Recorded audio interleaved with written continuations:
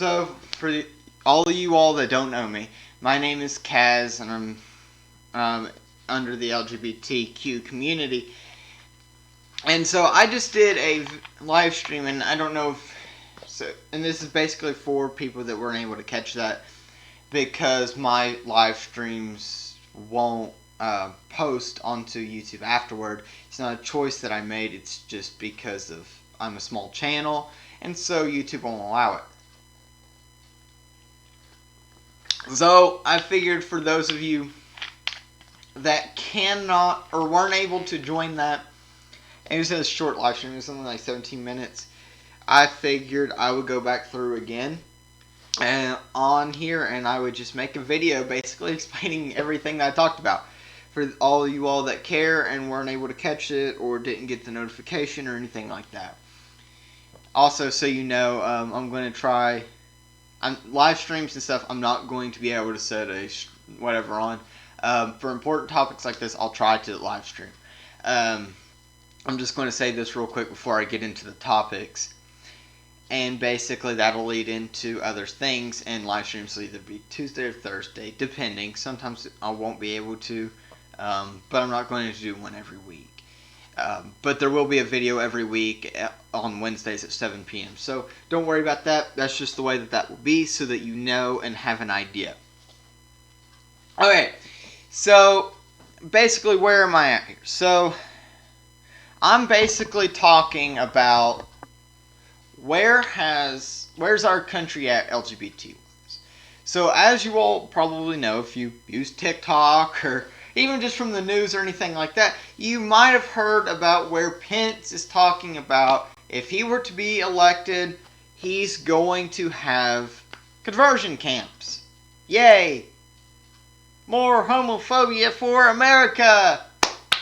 We needed it. Now, in reality, I mean, it wouldn't be anything bad. Like, I know the idea behind it is bad, so before you judge me by saying that it wouldn't be bad, how could anything bad really come from it when he's talking about combining every single LGBT person into camps? It wouldn't work. We will support each other through the good and the bad of the camp. There won't be any way for us to change and be normal, because we're who we are, and we're just going to support each other and help each other power through into what we are. So it's just one of those things. It's impossible for it to change, and especially not in that way. There's no way that him doing that would ever, in any stretch of anything, make us change. And when I say us, or I say we, I'm talking about the LGBT community. And so everything in it is just kind of one of those things you need to watch, because it's not these big things, but our country, sorry if this is getting into politics, I know it is, but I kind of want to vent like I did earlier. And, you know, it's kind of a good thing to say because it's the way I feel, and the reason that a few my friends in the past had told me I should run for president, but probably won't because social anxiety. But basically what we need to do as a country is chill out with all these other countries. Chill out with Iran, chill out with Russia and China, and stop all this bullshit that started. Then come into our country, maybe lower the military budget, and I know that's a hard thing to do in today's day and age, but at least leave it where it's at. Don't be Trump and raise it 160 billion more, or 160 million or billion, whichever. Either way, it's too much more. I think it's billion, though, if I'm to be honest here. And so if you're raising our budget by 160 billion for our military, what is that in reality going to end up doing for everybody else? It's gonna make that shit. Because then, yes, that's preparing us for war. But to me though, when you're dealing with this whole World War III thing and all that bullshit, it's not a threat. And the reason I'm saying it's not a threat, it's a threat. It's possible, it could start tomorrow. But war with Iran, for instance, is not inevitable. Even with the way Trump did with killing, what's his name? I can't pronounce his name and I don't want to butcher it. But I don't think war is inevitable. But I think it's highly probable. But either way, I don't think it would escalate into a world war. Because in order for a world war to happen, you need I think it's at least 2 or 3 major nations going against each other. So even if we went against Iran, I don't think they're considered a major nation. They might be, in which case, that's possible. But, I think in reality it wouldn't be a world war, and in which case it'd just be a normal war. And so I don't think even anybody would have to worry about drafts or anything like that. And so it's one of those things that it's hard to do. You don't try not to worry about it if you can, because in my eyes there's not really a reason to worry, because it's not really gonna happen more than likely. Or if it does, it's not gonna be like people think. It's not gonna be, because I know a lot of people think World War III, total nuclear annihilation. Nukes are what ended World War II. God damn it, nukes are gonna be the start and going to be the death of World War III if that ever happens. No. It won't. It may be a thing that ends up pushing to the end, and it may be something that helps, but honestly, out of the countries of the world, one of them I feel like is one of the most nuclear whatever countries is probably Russia. I think most people could agree with that. And by nuclear whatever countries, I mean not as scared to use them as some others. Of course there's North Korea. But Russia's up there with that. And so with Russia doing that, it's one of those things that you can't really judge. Because yes, they've admitted they're not scared to use anything. They're not scared to nuke somebody. But there's a difference between not being scared to throw out a nuke at another country versus throwing out a nuke strategically and not promoting total nuclear annihilation, but in retrospect just sending a couple out to fix everything that's going on. Or not necessarily fix it, because obviously a nuke is a drastic measure, but I think you have an idea of what I'm meaning here. Possibly. But it gets into topics that are hard to explain. But then when you get into I'll go back into LGBT stuff because that's what this channel's about. Sorry for rambling. Actually. We're gonna support each other in that. Everybody knows that, So the likelihood of him being elected is really low. And the only way he could take office, I feel like, because of how racist and stuff he is, Pence being, is because of where he is with the country. Because he's our vice president. Trump is impeached. He's not out of office necessarily, and he could be because he is technically impeached. He could just be in the office and serve out the rest of his term and not be able to rerun. He could be kicked out of office and not allowed to rerun. He could just be allowed to end his term and then elected into the next, because I guarantee if he's allowed, he will. Obviously he's running still, But if he's allowed to make it in, he will make it in. If he's allowed to run and the Senate does nothing about that, about him defying whatever with attacking Iran, then it's going to be an issue because he's instantly going to be reelected, which keeps him and Pence back in office. Which, I mean, it's not the worst thing in the world. I mean, we've had worse presidents, that's for sure. But I think people kind of understand what I'm saying. Because, again, it's one of those things, it's hard. People don't understand and kind of struggle even though that LGBT people go through. I mean, of course, there are people that fake it for attention. But for me, I hate those people. But you also have to look at it. Those that don't fake it for attention, it's one of those things. It causes so much heartache. It causes so much pain. Internally and externally for some people with self-harm and that sort of thing, and abuse, and if they come out and parents aren't accepting and they become violent or something, which there's actually a story on my coming out compilation that I have on here of different people's coming out stories. There's somebody that had to deal with some violent people. It's not a pleasant thing, but it happens. And that's in the U.S.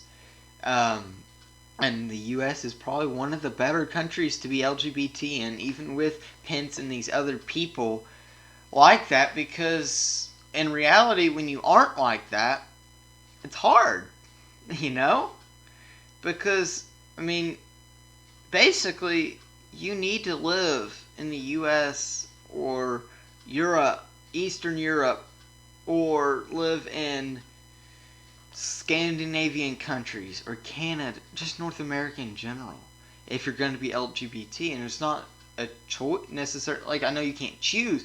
Like, you could be stuck in the middle of the Middle East and then realize you're LGBT, but at that point you need to find a way out if you can.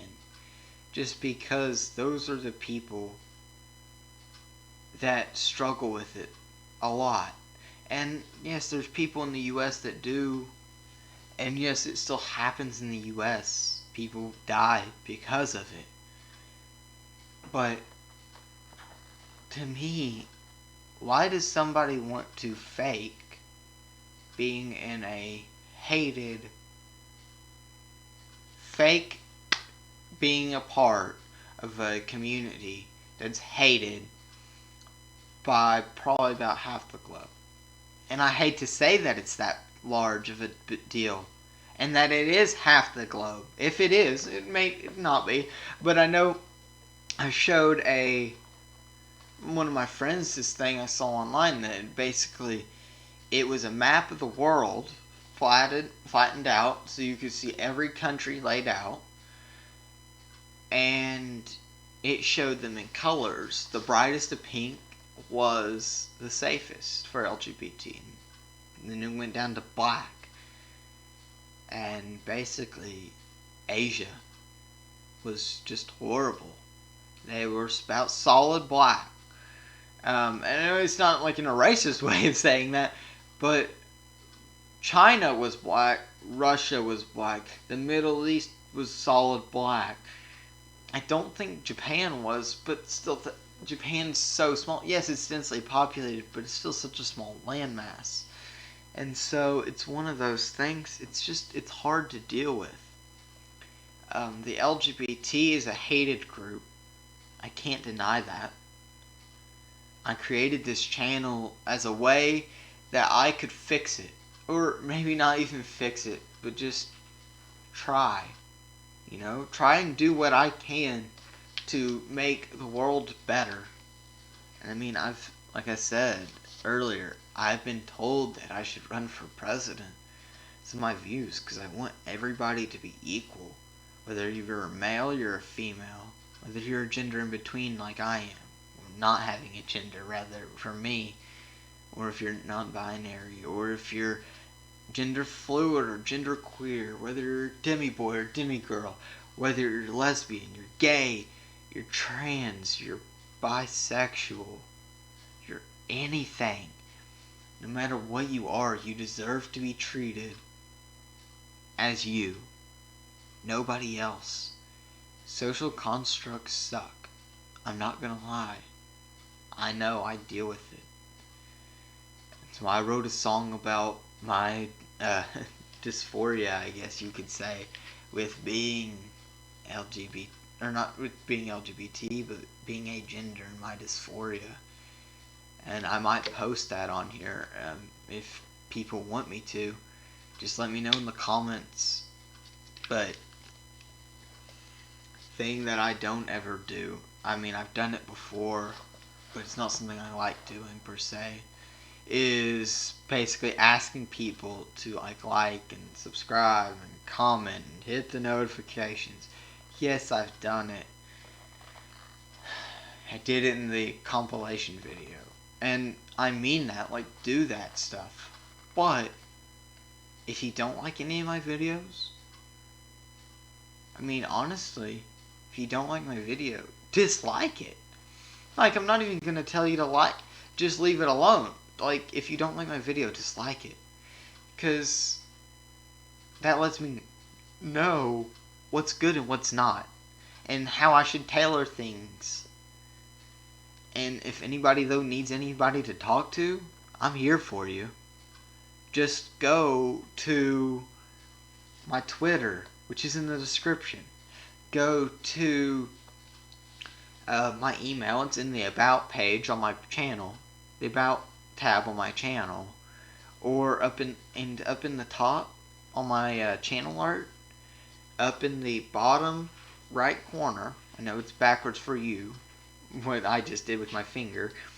But in the bottom right corner, there's a thing. I think it has my Spotify on there even.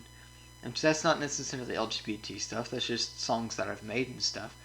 But there should be something there for Teespring as well. And I really would like each and every one of you all to try. And I'm probably going to be asking people on Twitter to help me with designs for that. Because I'm trying to do stuff for each and every community. And I'm at a blank with lesbian, gay, bi, and trans. The actual LGBT. And I have a bunch of others. You can see what I have on that channel. Those are really the main ones I'm worried about getting right now. Because they're the main ones. And that's why I'm so nervous into making them. Because I feel like because those are the main ones, they need to be the best ones. And, you know, I'm kind of a perfectionist to an extent with that sort of thing. And I mean, I try to be, even with my videos, I try and do the best video that I can possibly do. But I don't know if I can do that. I don't know if I've been doing that. I mean, I know the quality is not bad, but it's the best what I have. This actually seems to be a little bit better than my video camera. But in reality, people just need to worry. It's a messed up thing. People need to understand. It hurts other people when they're like this. I hope they know that. Don't be hateful. Be grateful. Be grateful for what you have. And be grateful for who you are. And I'm going to end this, I guess, with a quote. You know, one of the last things I'm going to say in this is a quote by Morgan Freeman. Homophobia is not a phobia because you're not afraid. You're an asshole. That's, and I mean, that was a quote by Morgan Freeman, and, you know, it's kind of hard to hear him say that, but when that's somebody that a lot of people maybe not necessarily look up to. He's not necessarily the biggest of role models unless you're wanting to get into narrating or some acting and some of that. But still, though, he's a figure that everybody knows. And for anybody that's somebody like that everybody knows, it's a big deal to come out and say that. Because you can catch so much hate for any support you show. I mean, that's why YouTube is probably about one of the worst places for LGBT in order to make videos like I do. Because their algorithm cuts back LGBT people from getting algorithmed as much. From what I've noticed from myself, but even other people. And now, granted, I haven't had my channel long, only since November 2019, and I feel pretty accomplished of where I'm at. I mean, I have 19, maybe 20 subs. 19 or 20 subs, you know? It's not big. I'm nowhere near monetization, but I don't need it. I am able to get by knowing that maybe these people that view my videos, people will love them. And people will find inspiration. Maybe I can find inspiration to come out myself outside of the internet. But until then, you know, I'm just going to continue making videos the way I am now. And I'm going to say one last thing to you all before I go today. I love each and every single one of you all. If you need anybody to talk to, I'm here. Because each and every subscriber to my channel, you aren't just my subscriber. You're not a fan. You're family. You're an extension to family. At least that's the way I think of you all, because I feel like I help you all. You help me by showing me support on this stuff. And I help you all by giving you the opportunity to learn more about different parts of LGBT.